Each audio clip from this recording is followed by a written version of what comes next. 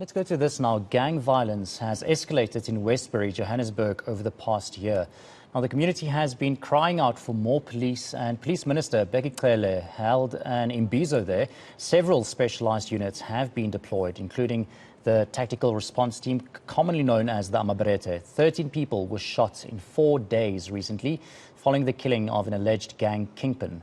eNCA producer Lee McCabe compiled this special feature.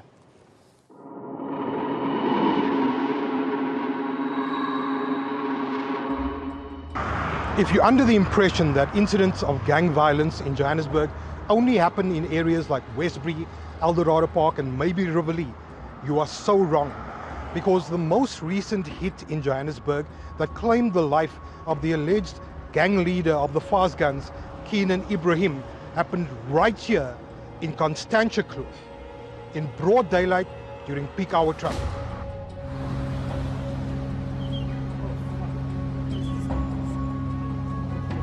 Witnesses say that an unidentified vehicle pulled up next to his car and someone inside opened fire.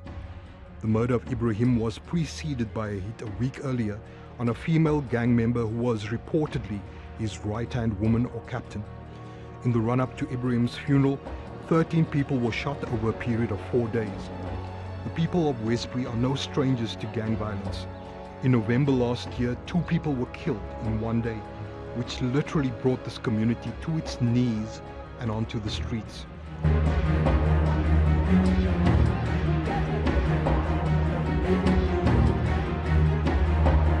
In anger and desperation, they set up camp outside the Sophiatown police station for 60 days, calling for peace and stability to be brought to the area.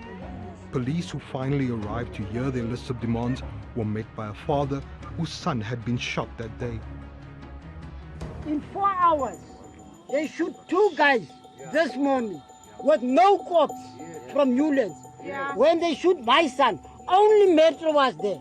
I had to rush my own son to the hospital. That was today. That was today in 4 hours, straight away. Where are the cops? Where are the cops? This is the resounding call from the Westbury community. Months later, we caught up with Matthew Boyson. Man het die hele familie gehad verkeer, want hy is 'n getrouwde man, 39 jaar oud, pa van 4 kinders. En de oudste seun is op grade 12, meisie is grade 11. Dit het my baie geëffek. Tot nou nog toe, dit effek my. Want ek moet nou kyk na die kinders. Ek weet nie waarvoor is hy geskiet. Was hy met die dwelmbedryf betrokke op die bendes? Wat ek nie van weet. Want ek nie van weet is van die dwelmbedryf nie, maar hy is net geskiet. The loss of his son Shannon has also affected the health of the 72-year-old father, especially since the case of the man arrested in connection with his son's murder seems to have gone cold. Wat hy 2 maande op de grond leende, het ek 'n strook gekry. Daai dagen en ek het 8 dae in hospitaal gelê. Tot nou kon ek misbruik word. Misbruik is nie so 100% gewees. Dit het my baie geëffek tot nou nog. Fear hangs like a thick blanket over Westbury, and community activists like Jefferson Johnson are few and far between. I wanted to know what drives him.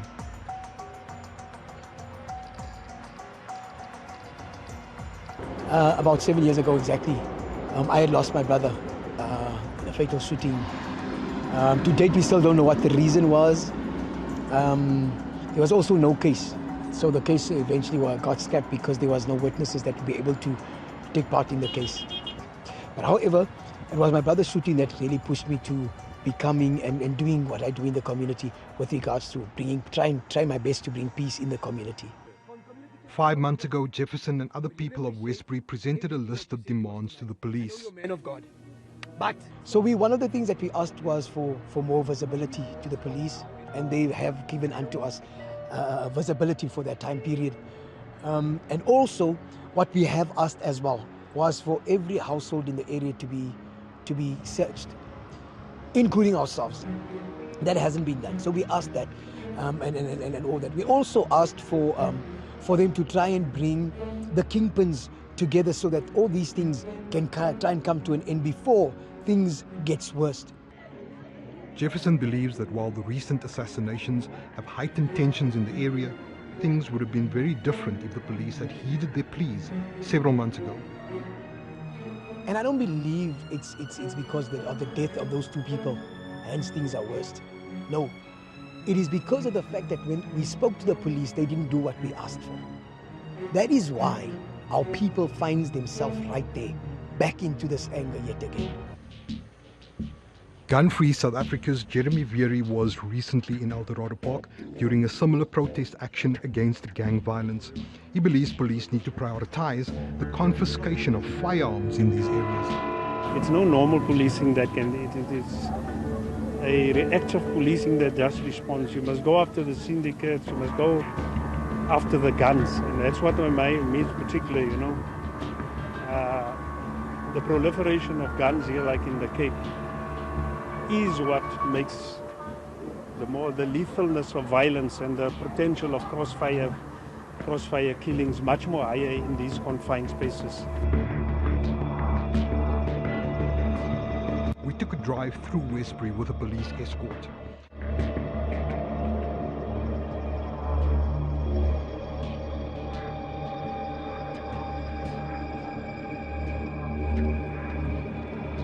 The recent gang violence in the area has been compounded by an influx of gang members from Cape Town. The flying of this American flag outside a block of flats confirms that this is indeed the case, signaling that this area belongs to the American gang. There's always been a history since the 70s, during the time when you still had Spaldings and fast guns here. You always had an association with the Cape Flats in terms of the exchange of hitmen, and also in terms of hiding. People come and hide out here if they're from the Cape Flats on the run. That's the one association. And in the 90s now, it is just the pattern as gangs grew bigger and killing for hire became more professionalized, both this side and that side. There's now an exchange program. The current war being waged in Westbury is between the fast guns and the Vardos gangs. The proximity of their respective turfs is jarringly evident. The police minister's recent visit was marked by a flamboyant display of force to a community that has reached its wit's end. The last time there was a massive SAPS deployment here was in 2018, when the Amabarete unit was deployed to curb gang violence.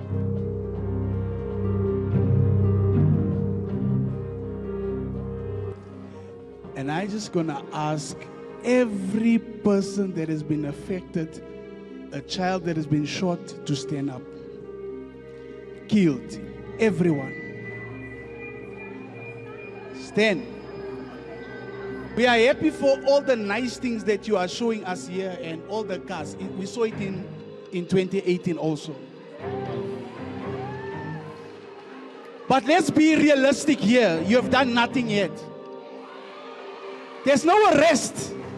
You are arresting people that are smoking dagga. We take the challenge. That's why we're here. That's why we want to do everything together with you. You argue that we did it in the year 2018. Yes. And we did get results. It can't be only the police that can change the fortunes of community here. Other departments must. That's why Premier is here.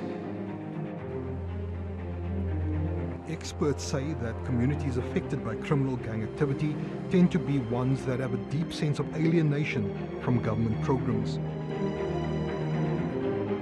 We want the minister and every other public representative to come to the table, sit with communities, and place their developmental needs at the heart of what needs to happen. There are short-term concerns, and that's for the public safety of the people of Westbury. Let's put the young men with guns and clubs into the areas. Let's wrestle back control. Let's go door to door. Let's put a ring of steel over there and ensure that we get involved in people's lives. Let's bother them. Let's inconvenience them, because this is what they're asking for and this is what they're ready to.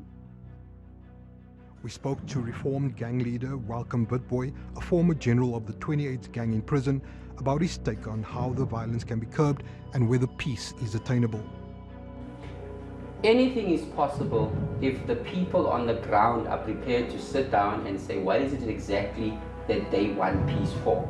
Right now, we have a few individuals that are pushing the envelope.